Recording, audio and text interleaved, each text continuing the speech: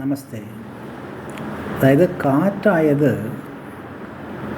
ഈ പോയിൻ്റഡ് എൻഡിൽ നിന്ന് ഈ വിരിഞ്ഞ ഈ എൻഡിലേക്ക് അങ്ങനെ പാസ് ചെയ്യുന്ന സമയത്ത് കാറ്റ് ഹോട്ടായിട്ട് പുറത്തേക്ക് ചെല്ലും.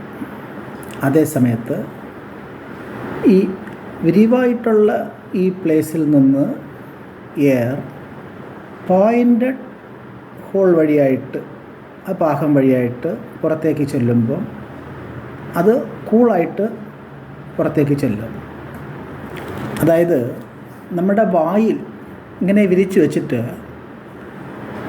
ഉള്ളിലോട്ട് കാറ്റ് എടുക്കുകയാണെങ്കിൽ ഇത് വിരിഞ്ഞ ഭാഗം ഉള്ളിൽ എന്ന് വെച്ചാൽ ത്രോട്ട് വന്നിട്ട് പോയിൻ്റഡ് എൻഡ്, അപ്പോൾ പോയിൻ്റഡ് എൻഡ് വഴിയായിട്ട് പോകുന്ന വെളിയേറുന്ന അകത്തേക്ക് ചെല്ലുന്ന കാറ്റ് ഈ വിരിഞ്ഞ ഭാഗത്തു നിന്നാണ് ചെല്ലുന്നത്. അപ്പോൾ ത്രോട്ട് വഴിയായിട്ട് ചെല്ലുമ്പം കൂളായിട്ട് ചെല്ലും. അതേ സമയത്ത് അകത്ത് ത്രോട്ടിൽ നിന്ന് പോയിൻ്റഡ് എൻഡിൽ നിന്ന് ഈ വിരിഞ്ഞ ഭാഗത്ത് ഇങ്ങനെ അന്ന് കാറ്റ് ചെല്ലുമ്പം ഹാട്ടായിട്ട് വരും. കൈ വെച്ച് നോക്കിയാലേ അറിയാം. അതേപോലെ ഉള്ളിലുള്ള കാറ്റിനെയും നമ്മൾ ഇങ്ങനെ ഈ വിരിഞ്ഞ ഭാഗത്ത് നിന്ന് ത്രോട്ടിലേക്ക് പോയിൻ്റഡ് എൻഡിലേക്ക് ഇങ്ങനെ ഉള്ളിലോട്ട് വലിക്കുമ്പം കൂളായിട്ടും നല്ല ഫീൽ ചെയ്യാൻ പറ്റും.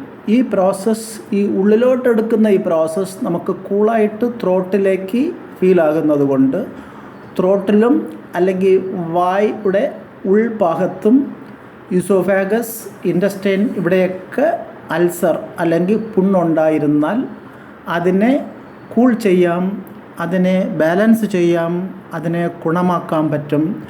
പക്ഷേ ഇടയിടെ ചെയ്തുകൊണ്ടേ ഇരിക്കണം ഈ സന്ദർഭങ്ങളിൽ. ഇതൊരു easy way to heal ulcer.